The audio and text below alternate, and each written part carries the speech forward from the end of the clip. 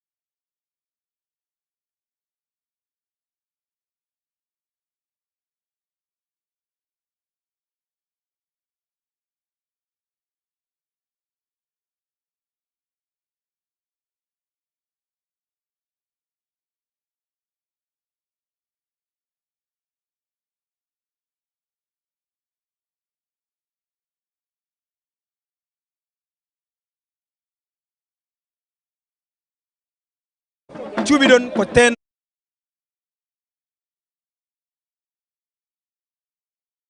en calmini en juuri en beltima vraiment bandiraɓe foof beltanama en jaan ha yeeso ƴeewen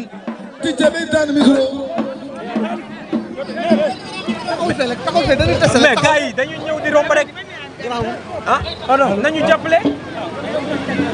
son bi mu ngi ñëw Ama Dieng ala micro mballe yimɓe ngomoy en direct mballe yimɓe ɗo bandiraɓe kettiniren seeɗa micro ko ɗon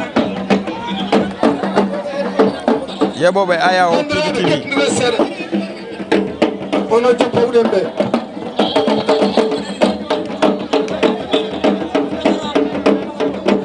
yoɓe keɗo hanke bacca muno ñëw fii caméra bi mun ah fil bi ah joppowɗen ɓe keɓe seeɗa ɓe keɓe seeɗa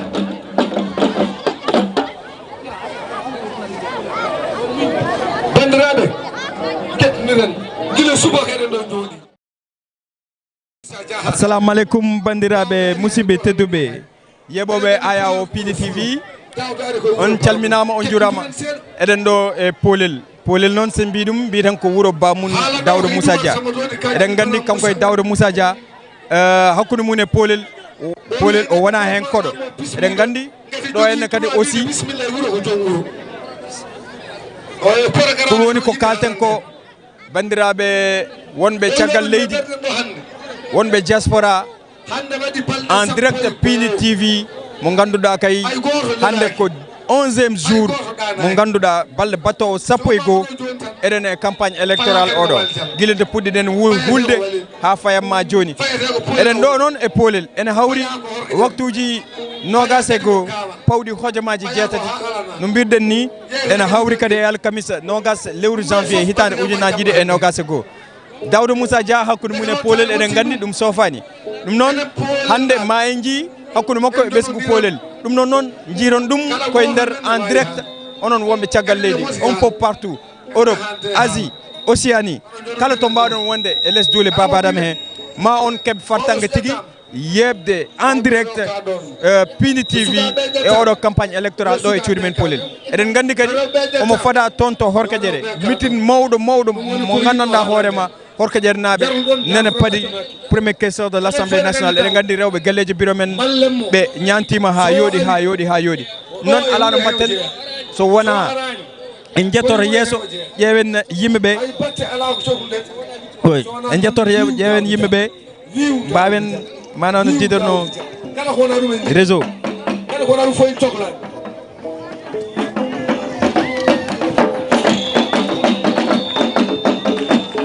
eyyi Pidi TV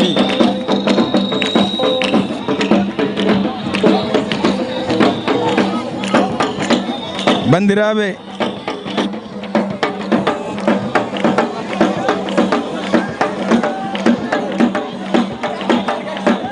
oɗo kebbine joloɓe ni yo won taso nayo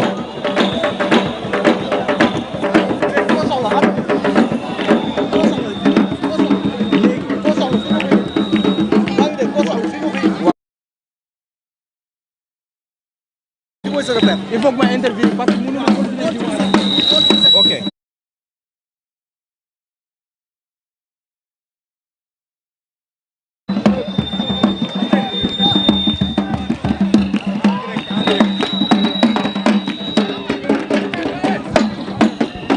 c'est bon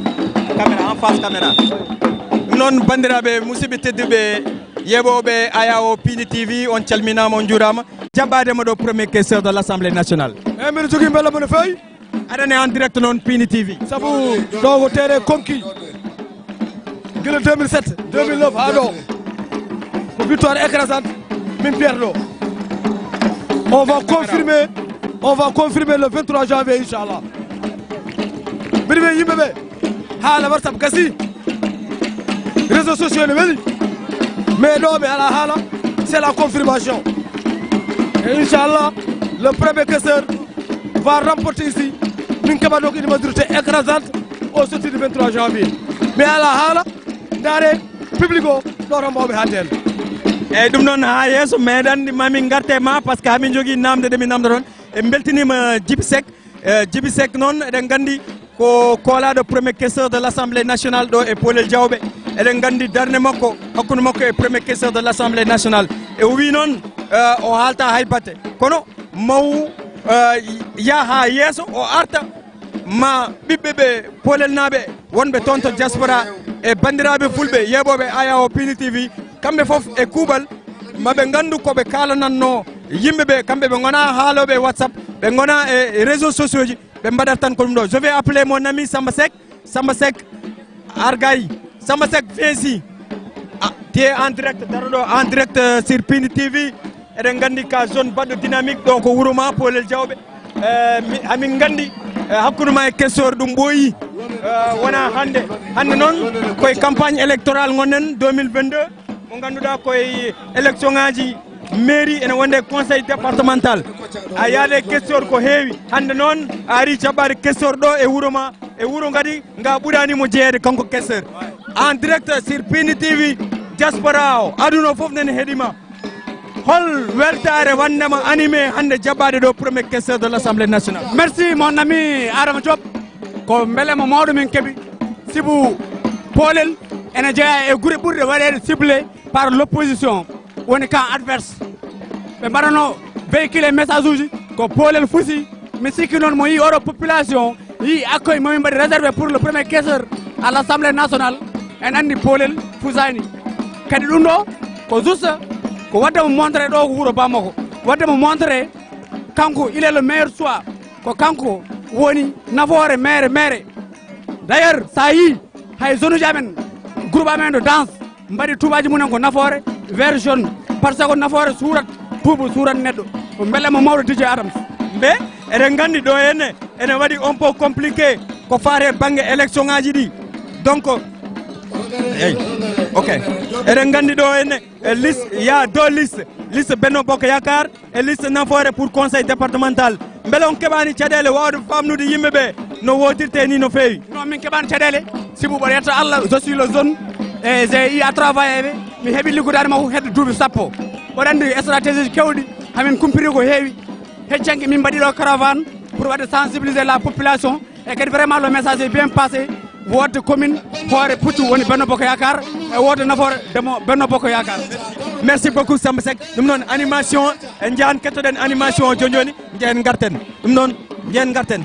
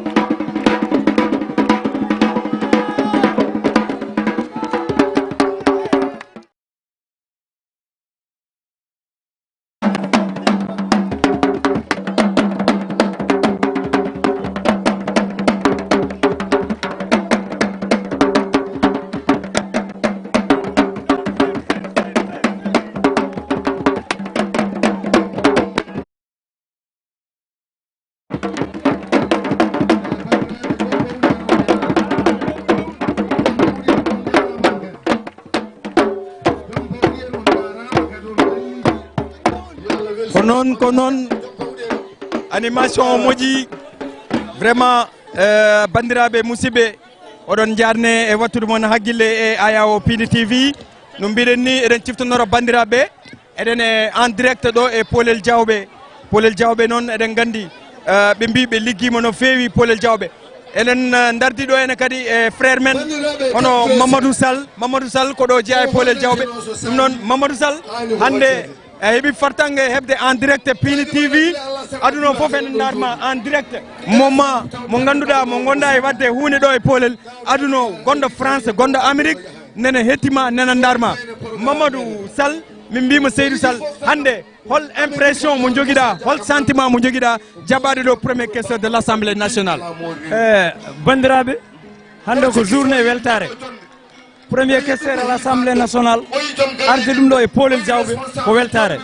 min beltanima premier questeur de l'Assemblée nationale et délégation muɗum hamin mbi on ɗo bisimilla ɗo l' essentiel ɗo ko wuuro Daouda Dia première fois ko idi ko Daouda Dia koye wuuro he o jeeya gati galle mabɓe nan ɗo to base woni ɗo ko ɗo woni galle Daouda Dia ɗum ɗon noon ko weltare ko heddi ko haalullaji keewi Polel Fousi mboɗo sikki journaliste Adama Diom a yii ko woni ɗo ko mi wanma témoin a yii ko woni ɗo ko aɗa anndi Polel fof ari ɗo kadi minen min koolima ɗo hannde min kulani haydara vraiment min mbi yimɓe bisimilla yo yimɓe ndeño haqqillaji mum e Polel Diawgo min calmini responsable uji Pindi TV ko mbira bandiraɓe Polel naɓe wonɓe caggal leydi e yewoɓe hannde aya o Pindi TV en direct hol message mbawɗa hokkudeɓe ɗo joni bon donc diaspora Polel Diawɓe min calmini ɗum min juurima ɗum e kuuɓal noon hay goto min gaccani Polel naɓe fof diaspora mumen min calmini ɗumen min juurima ɗumen kadi min jii darde mabɓe e nder wuuro he sen naare banggue politique eɗen calmina responsable uji Polel gonɗi France ko wayno Bassirou Yer Demba en ko wayno Samba Guissé en sen naari Espagne ko wayno Bathily Korère en Cameroun ko wayno Mansour Abdoul Bin en merci Adama Diop merci beaucoup bandiraɓe en continan yebde Pindi TV en jahan joni yimɓe ketto haalullaji kalteɗi discours aji ɗi ɗum noon ko joni so hawre welede Allah kono noon renouvellement ko le 23 janvier yaɓeleni jox discours hamin mbiya wono bandiraɓe haala kam gasi hen kadi joni paale tan ko élection ɗum noon ko mbiɗen enen tan hay goto goɗɗo ala hen kala mone haalanno warsa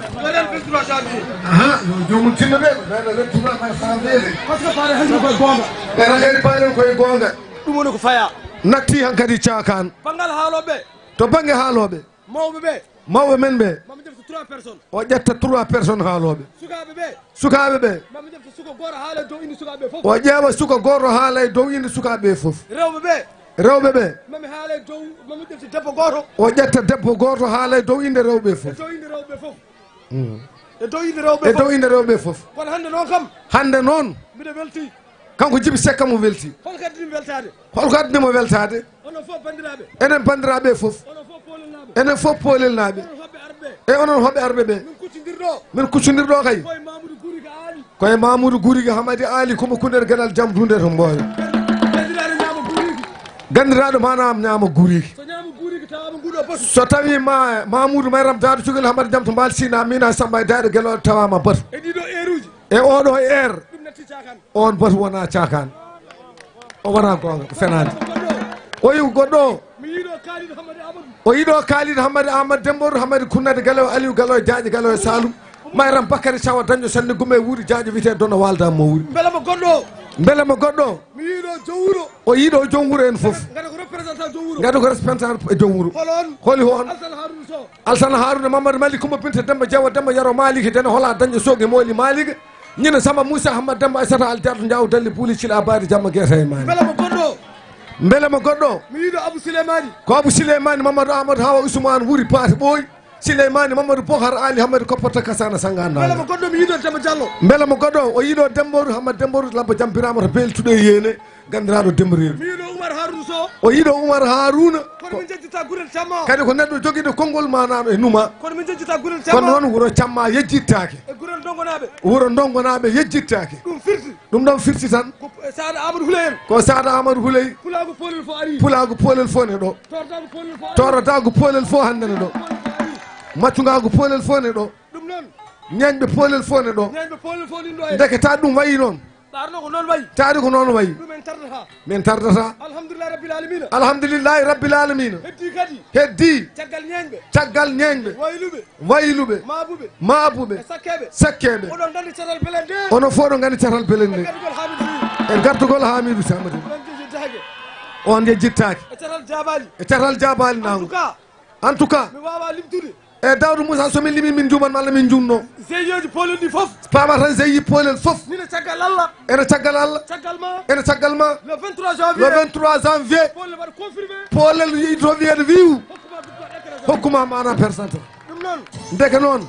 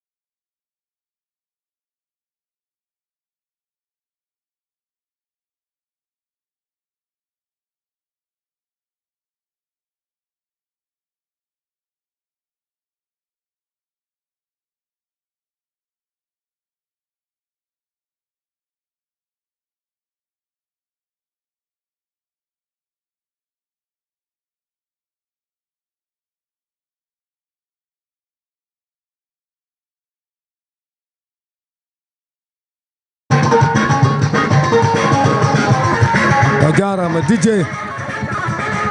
a jarama oɗo Khalid Hamadou Amadou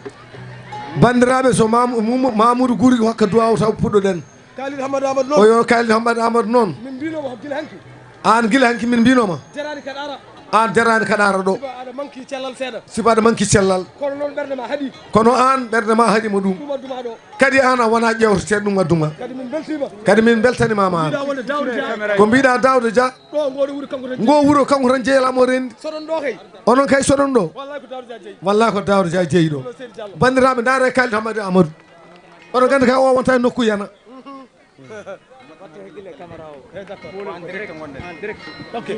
joni bandiraɓe joni noon mawɗo men hande woni mawɗo men ɗo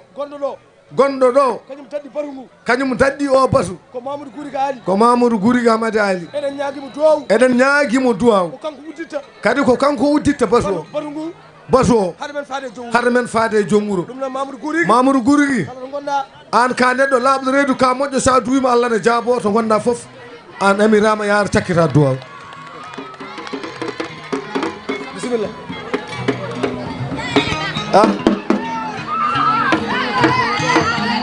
ɗum noon fawi fawaki noon ka woni mawɗo kadi ka laaɓɗo reedu bandiraɓe ketten Mamoudou Goury ne sakkita duwaw o witade ko noon mbiɗon ko kanko yoni en mbaɗen fatiha e salatul fatiha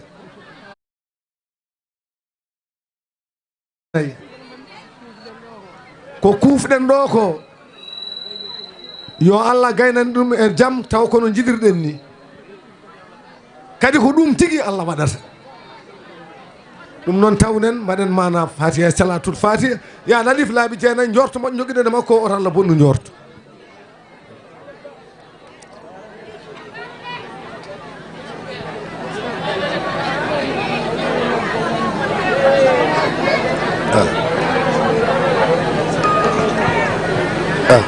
amini yo Allah jaabu duwaw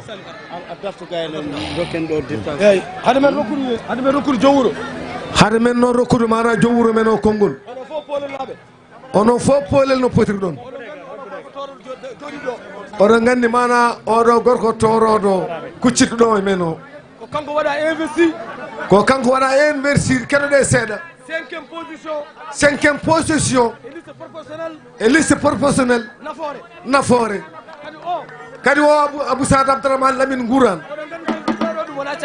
oɗon gandi sen jii mana Abou Sada ne joɗɗo kay cakanalaɗo gadi sinno mana politique ko jama wonno kanko wonanno almami ndeke questere an sa naasi ɗo a yiyat ɗo yimɓeɓe gona cakan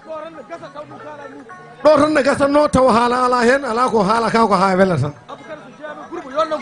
Abou Sada Abdourahmane Lamine Gouran so jama e nokku o yoɗat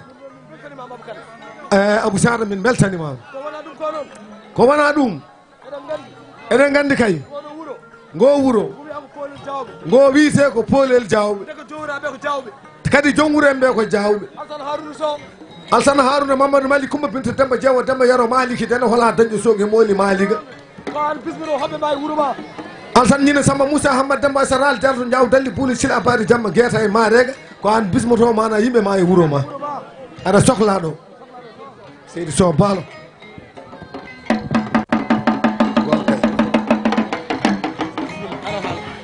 so tawi noon Alassane Harouna ara e nokku tawi ko min on nantinta mbiɗa sikki tan o hulata gati minen jibtina e wuuro he minen jiƴƴi e wuuro he minen gonde guila komin suka min meeɗa sertude so yiiɗi hunde mboɗo yiiɗi so yiiɗa mi yiiɗa somi yiiɗi hunde omo yiiɗi somi yiiɗa o yiiɗa Seydi Sow so mbaɗa dari mbaɗa nantina an sa faye am a hulata bandiraɓe Alassane Harouna wi Allah jarama on jarama Daouda Moussa Dia o salminima kadi o juurimama kadi mbatta ɗo haqqille ko guiɗo ma haaldata e ma ɗo o wi bisimilla ko baak tan kono ɗo ko an hani bismade yimɓeɓe kono noon ha joni wiya bisimilla ma e wuuro ma ngo jeyɗa ko wuuro bamma oy kadi an Daouda Moussa Dia ɓuuri yoddeme e ma foof ko kala ko kalduɗa e Poolel Diawɓe naaɓe a waɗi ha yiya guite pawi hen o wi so tawi kayne laaɓi ene laaɓi poolel naaɓe ko yimɓe kadi koɓe yimɓe timmuɓe hay goto hana yaade taw wona caggal ma an Daoudou Moussa Dia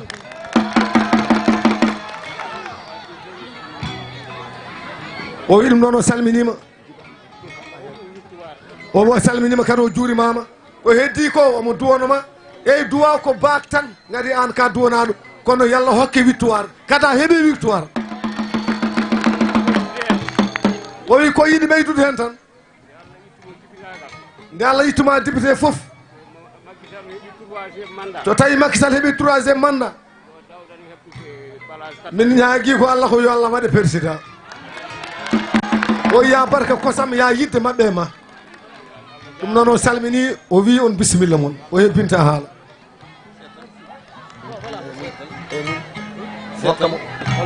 Ibrahima o yiiɗi askinde seeɗa bisimillahi kono seetal gaccan tan hakke ɗon no fattan hay soko 2 minutes tan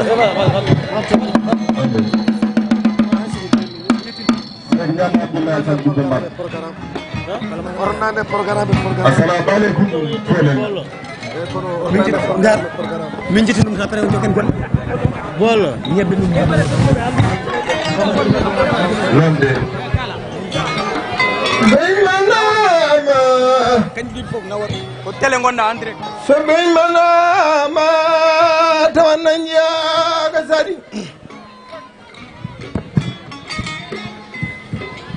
sande manama tawan baade to gari ala gaynako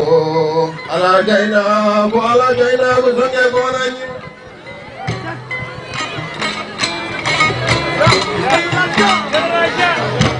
ñawurya ñawurya o sabu gurnama ne woni nafoore holi o badortoɗo min kono telo min gola jajo fara bara mo yaldane kawari ko jam hirema lamdo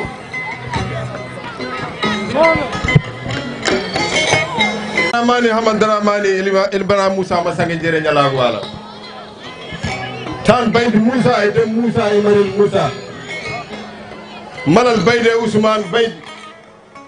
Mamadou malal Silla malal Moussa malal Samba malal Dembour malal Diaw malal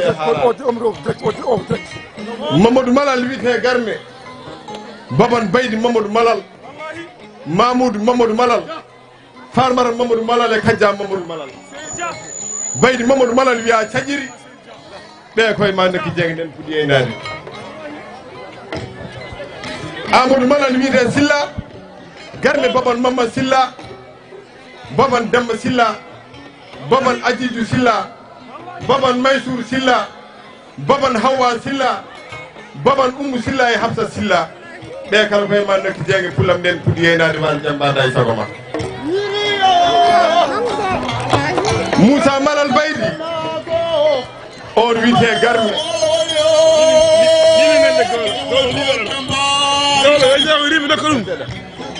Moussa malal baydi wiyete garme baban Harouna Moussa mbimo baba Kopareji baban Alsane Moussa wiyete Ceerno Alsane baban Daouda Moussa wiyete caissiére l'Assemblée boom joom jomaɗo baban Abou Moussa on wiyete Aboubacar on wiyete kordoma adi ɓe darani sakiri ɓen ñemɓe keɓani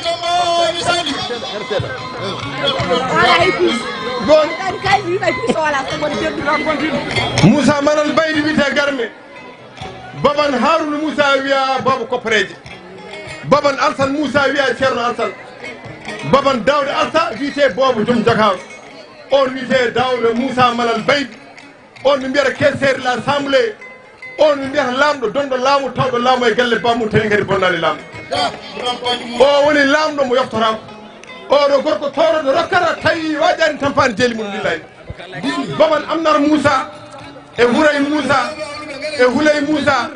e Hawa Moussa hono yiman ɓeɗo Dieynaba Daouda ballal dide Aissata Amin Bilal Samara wiide wono kosam jogi malani jaam nene makko hono yiman ɓeɗo Dieynaba Maymoudou Dieynaba Koumou Houlay Oumou Ramata Seydou wiide wono kosam jogi malani jaam nene makko hono yiman ɓeɗo gueddade Maymoudou Tafsirou Demba Moussa Hamadi Ali Wali Hamadi El Bena Moussa mo sague jere ñalago hono yiman ɓeɗo ko Dieynaba Daouda Mamadou Mamadou Sow Demba Siré Demba Jeeri Ali Sow ɓe fof mbiyata gonga Samba Malal on wiyete garme baman Farma Samba baman Kumba Samba baman Mamadou Samba baman Amoy Samba kanko wiyete Garmi baman Maymunu Samba Jeynaba Samba wiya Beera Amnar Samba Rugi Samba kanko wiyete Garmi baman Murtada ɓe kala koye ma nokki jangnen pour yeynade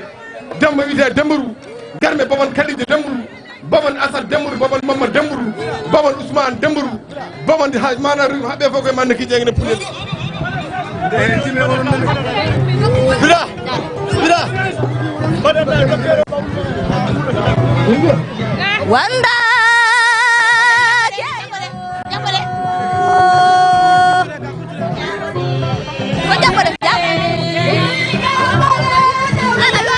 No, Jimo Dauda Jari Dauda Musa Jayo Dauda Jari Komer ma ko jere Dauda Goyeri Komer ma ko jere Dauda Musari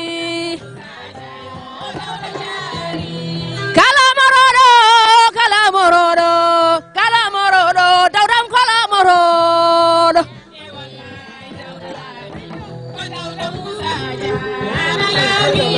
Dauda Musa Ja Dauda Lamima Puram Keser Dauda Lamim Kodi Bitemer Dauda Lamim Dauda Musa lam da ko yari Okarta ko gora ko Dauda Jajay Bosi yabe jabi polel jabi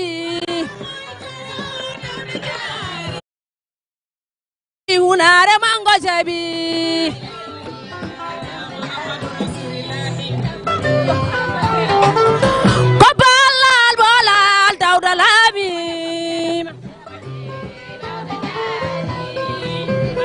Dauda Musa Ja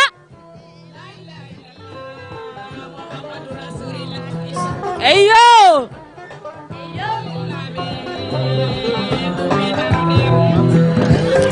Kecola ba juude Jibi goddo umo daw karta ko goral ko jibi goddo jabi kartal kay ko goral on jarama on jarama on jarama on jarama ala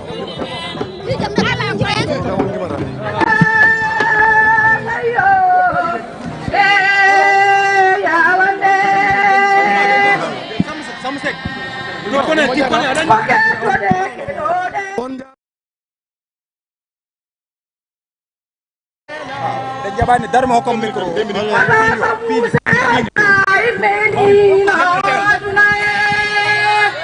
rendin kan yidi fop Mbodo yima cukalel pop chom chamane Kwarto bende ma adahani rewete Kokolle ma jobare timotendo nyalande Kawate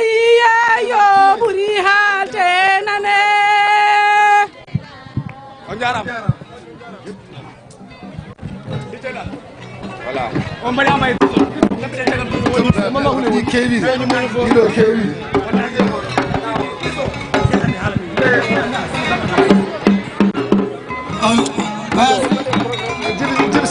assalamu alaikum programme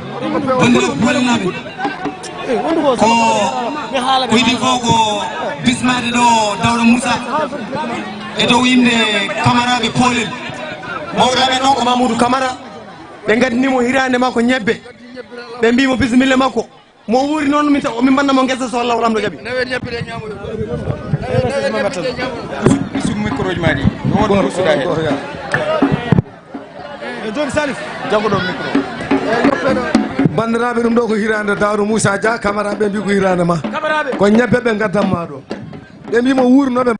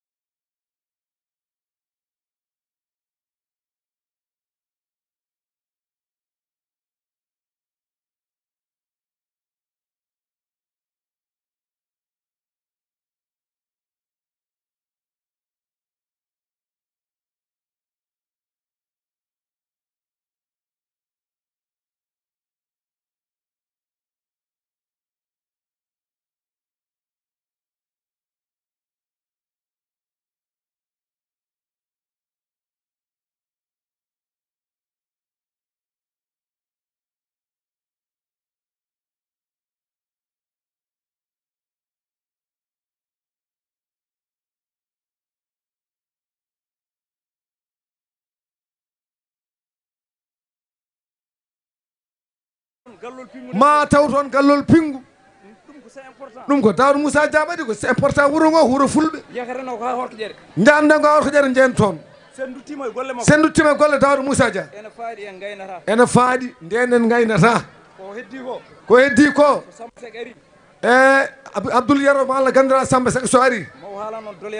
mawo haala noon doléance sukaɓe ɓe minen kam min calmini on min calmini premier questeur polel naɓe min mbasi on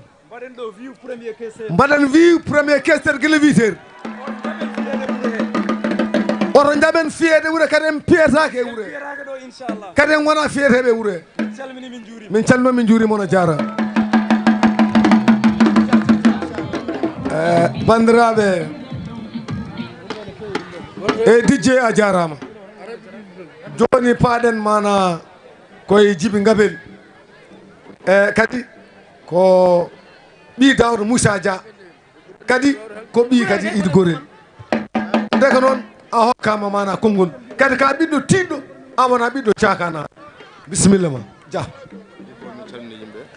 bandiraɓe Djiby Gabel wi kala ko idi kala garɗo ɗo debbo e gorko suka mawɗo o salmini o juuri